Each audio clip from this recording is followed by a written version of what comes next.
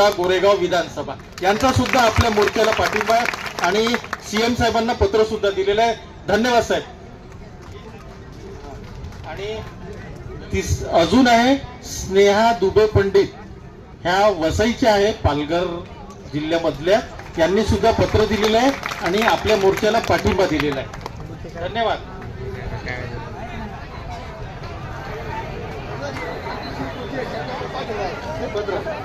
अजून शिरपूरचे आहे काशीराम पावरा साहेब. धन्यवाद. दिलीप बोरसे हे बागलाण जिल्हा नाशिकचे विधानसभेचे आमदार आहे, यांनी सुद्धा आपल्याला पत्र दिलेलं आहे. आणि मी आभार मानतो की अमित झनक साहेबांनी सुद्धा पाठिंबा दिलेला आहे. मला फोन सुद्धा केला होता त्यांनी, अमित झनक साहेबांनी. दुसरे आहेत आमशा पाडवी, हे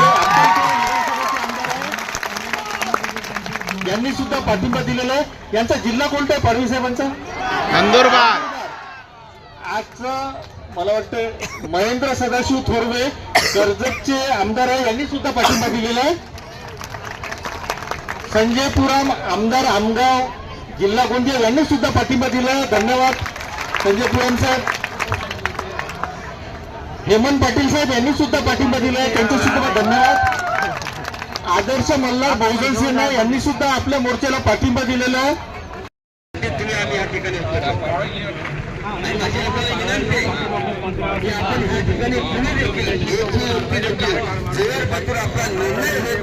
आपल्याला पहिली मुदतवाढ झाली पाहिजे आणि मुदतवाढ झाल्यानंतर मग पुढचा विषय लगेच चालू. एकही विषय या ठिकाणी